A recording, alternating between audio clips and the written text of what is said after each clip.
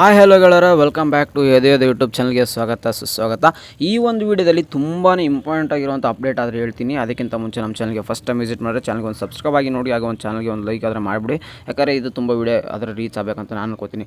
ಮೊದಲನೇದಾಗಿ ನೀಟ್ ಸ್ಟೂಡೆಂಟ್ಸ್ಗೆ ತುಂಬಾ ಒಂದು ಬಿಗ್ ಅಪ್ಡೇಟ್ ಅನ್ನೋದಿದೆ.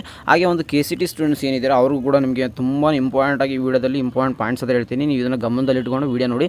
ಮೊದಲನೇದು MBBS ಸ್ಟೂಡೆಂಟ್ಸ್ಗೆ ಅದನ್ನು ಮುಗಿಸ್ಬಿಡ್ತೀನಿ. ಅಂದರೆ MBBS ಅಲ್ಲ, ನೀಟ್ ಸ್ಟೂಡೆಂಟ್ಸ್ಗೆ ಟೋಟಲಾಗಿ ಅವ್ರದ್ದು MCC ಕೌನ್ಸಿಲಿಂಗ್ ಅಂತ ನಿಮಗೆ ಪ್ರತಿ ಸಾರಿ ನಡೀತಿತ್ತು. ಬಟ್ ಯಾವಾಗಲೂ ರಿಸಲ್ಟ್ ಈ ಸಾರಿ 9th ಬರಬೇಕಂತಾಗಿತ್ತು. ಬಟ್ ಈಗ ಮತ್ತೆ ನಿಮಗೆ ಪೋಸ್ಟ್ಪೋನ್ ಮಾಡಿದ್ದಾರೆ. ರಿಸಲ್ಟ್ ಡಿಕ್ಲರೇಷನ್ ಫಸ್ಟ್ ರೌಂಡ್ ಬಂದ್ಬಿಟ್ಟು ನಿಮಗೆ 11th August 2025 ಅಂತ ಹೇಳ್ತಿದ್ದಾರೆ.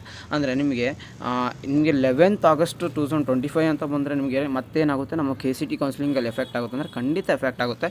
ಡೆಫಿನೆಟ್ಲಿ ಮತ್ತೆ ನಿಮಗೆ ಚಾಯ್ಸ್ ನಮ್ಮ ಒಂದು KCT ನಡೆಯಿರುವಂಥ ಚಾಯ್ಸ್ ಸೆಂಟ್ರಿ ಕೂಡ ಎಕ್ಸ್ಟೆಂಡ್ ಆಗ್ಬೋದು, ಇಲ್ಲದೇ ಇರ್ಬೋದು. ಮೇ ಬಿ ನೋಡೋಣ.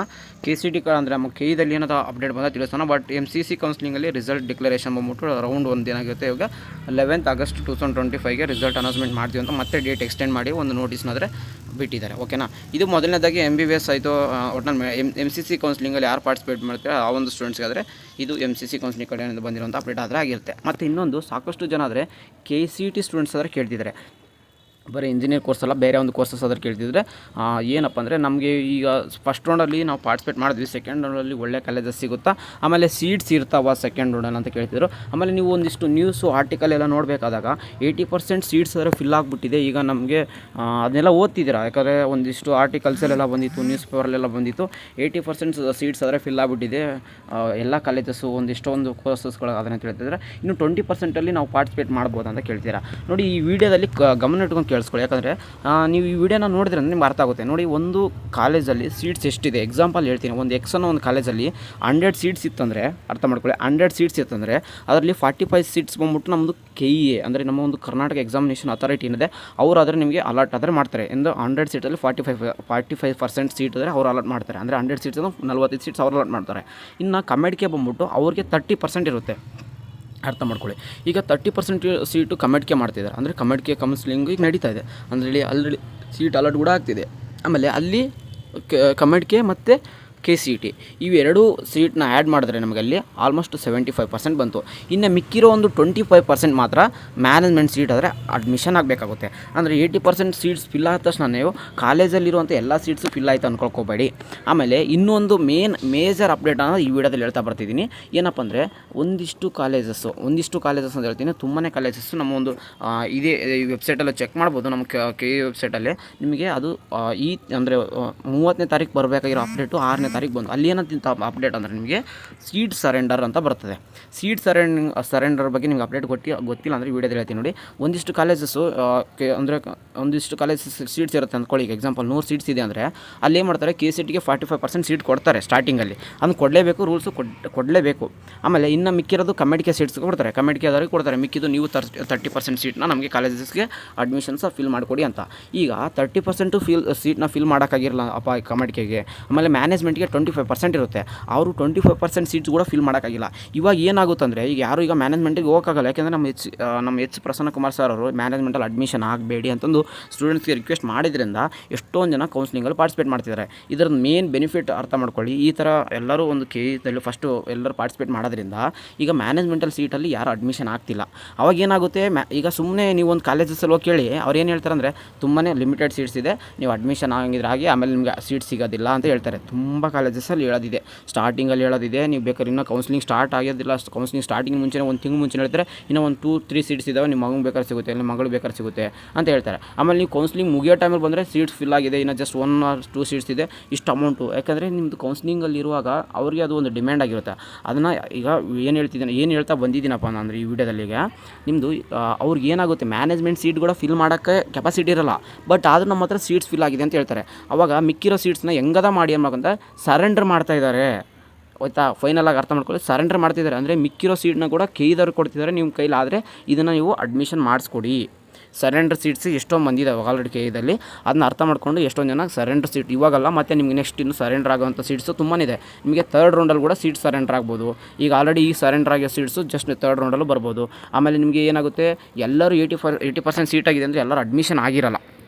ಸುಮ್ಮನೆ 85% ಅಂತಾರೆ, 80% ಅಂತ ಹೇಳಿದ್ದಾರೆ. ಎಲ್ಲರೂ ಅಡ್ಮಿಷನ್ ಆಗಿರಲ್ಲ. ಎಷ್ಟೋ ಜನ ಫೀಸ್ ಪೇ ಅಂದರೆ ಅವ್ರಿಗೆ ಅಂದರೆ ಸೀಟ್ ಅಲಾಟ್ಮೆಂಟ್ ಆದ ತಕ್ಷಣ 85% ಅಂತ ಹೇಳ್ತಿದ್ದಾರೆ.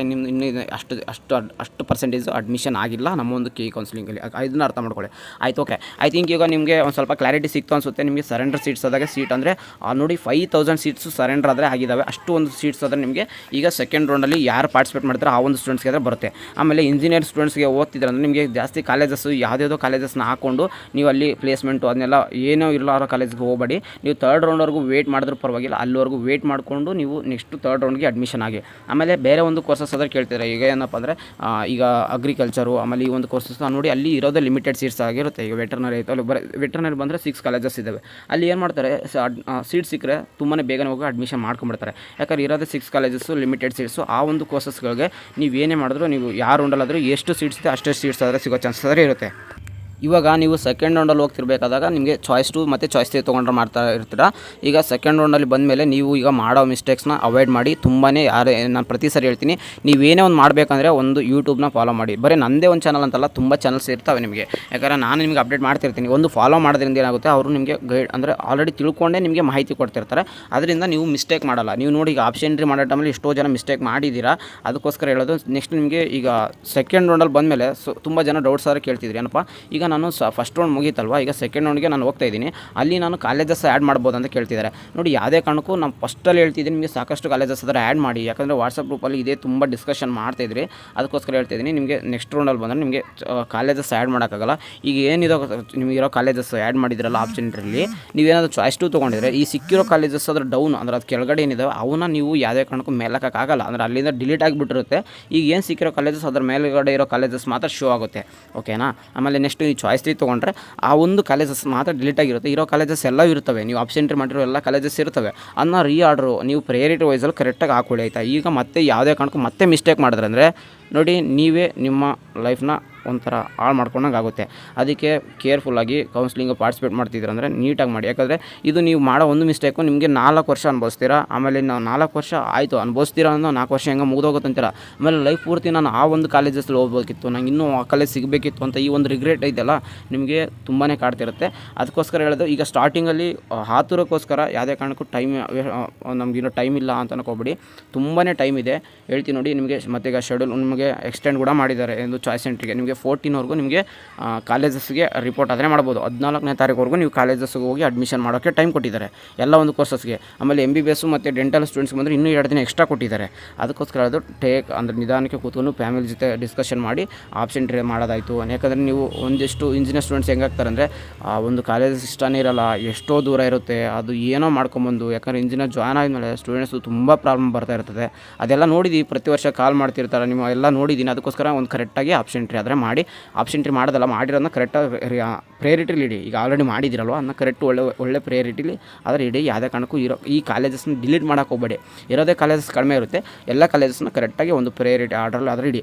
ಓಕೆ, ನೆಕ್ಸ್ಟು ನಿಮಗೆ ಹಾಸ್ಟೆಲ್ ಬಗ್ಗೆ ಮಾಡಿ ಅಂತ ಕೇಳ್ತಿದ್ರೆ, ಖಂಡಿತ ಹಾಸ್ಟೆಲ್ ಬಗ್ಗೆ ಏನಾದರೂ ವೀಡಿಯೋ ಮಾಡ್ತೀನಿ. ನೆಕ್ಸ್ಟು ಸ್ಕಾಲರ್ಶಿಪ್ ಬಗ್ಗೆ ತುಂಬಾ ಮಾಡೋದಿದೆ. ಯಾಕಂದರೆ ನೀವು ಜಸ್ಟ್ ಈಗ ಒಂದೇ ಒಂದು ಈಗೆಲ್ಲ first counselling step by step ಮುಗಿಲಿ. ಮತ್ತು ನಿಮ್ಗೆ ಬಸ್ ಪಾಸ್ ಅಪ್ಲಿಕೇಶನ್ ಆಲ್ರೆಡಿ ಬಿಟ್ಟಿದ್ದಾರೆ, ಅದನ್ನ ಯಾವ ಥರ ಅಪ್ಲಿಕೇಶನ್ನ ಫಿಲ್ ಮಾಡೋದು. ಯಾಕಂದರೆ ನೀವು ಸ್ಟಾರ್ಟಿಂಗು ಡಿಗ್ರಿಗೆ ಎಂಟ್ರಿ ಆಗ್ತಿದ್ದೀರಾ, ಎಲ್ಲರಿಗೂ ಗೊತ್ತಿರೋ, ನಮ್ಗೆ ಗೊತ್ತು ಬಿಡಿ ಬ್ರೋ, ನೀವು ಬಸ್ ಪಾಸ್ ಅಪ್ಲಿಕೇಶನ್ ಫಿಲ್ ಮಾಡೋದು ಅದೆಲ್ಲ ಗೊತ್ತು. ಏನಕ್ಕೆ ಅಂತ ಕೇಳಿದ್ರೆ ಒಂದಿಷ್ಟು ಸ್ಟೂಡೆಂಟ್ಸ್ ಇದ್ರೆ ಗೊತ್ತಿರಲ್ಲ. ಯಾಕೆಂದ್ರೆ ಇಂಜಿನಿಯರ್ ಜಾಯ್ನ್ ಆಗೋದು, ರೂಮ್ ಮಾಡ್ಕೊಂಡಿರ್ತಾರೆ, PG ಮಾಡ್ಕೊಂಡಿರ್ತಾರೆ, ಕಾಲೇಜಸ್ ಸ್ವಲ್ಪ ದೂರ ಇರುತ್ತೆ. ಅದಕ್ಕೆ ನಾನು ಎಲ್ಲನೂ ಹೇಳ್ತಾ ಹೋಗ್ತೀನಿ. ಸ್ವಲ್ಪ ಕೌನ್ಸ್ಲಿಂಗು ಮುಗಿಲಿ ಅಂತ ಒಂದು ಅರ್ಧ ಕೌನ್ಸ್ಲಿಂಗ್ ಆದರೆ ನಿಮಗೆ ಬೇರೆಯೊಂದು ಹೇಳ್ತಾ ಹೋಗ್ತೀನಿ. ಆಮೇಲೆ ನಿಮ್ಮದು ಕ್ಲಾಸಸ್ ಯಾವ ಥರ, ಆಮೇಲೆ ಸ್ಕಿಲ್ನ ಎಲ್ಲ ಹೇಳ್ತಾ ಹೋಗ್ತೀನಿ, ಏನೇನು ಮಾಡಬೇಕು, ಯಾವ ಥರ ಬ್ಯಾಲೆನ್ಸ್ ಮಾಡಬೇಕು. ಚಾನಲ್ಗೆ ಒಂದು ಸಬ್ಸ್ಕ್ರೈಬ್ ಆಗಿರಿ. ಖಂಡಿತ ನಿಮ್ಮ ಬ್ಯಾಕಪಲ್ಲಿ ಇಟ್ಕೊಂಡಿದ್ರೆ ಚಾನಲ್ ಮುಂದೆ ಖಂಡಿತ ಯೂಸ್ಫುಲ್ ಆಗುತ್ತೆ. ಅಷ್ಟೇ ಈ ವಿಡಿಯೋದಲ್ಲಿ ನಿಮ್ಮದು ಒಂದು MCC ಕೌನ್ಸ್ಲಿಂಗ್ ಹಿಡಿದು ಎಲ್ಲ ಒಂದು ಅಪ್ಡೇಟ್ ಆದರೆ ತಿಳಿಸಿದ್ದೀನಿ. ಸಿಗೋಣ ಗಾಯ್ಸ್ ನೆಕ್ಸ್ಟ್ ವಿಡಿಯೋದಲ್ಲಿ. Have a good day guys, take care, love you all, ಜೈ ಹಿಂದ್, ಒಂದೇ ಮಾತಾಡೋಣ.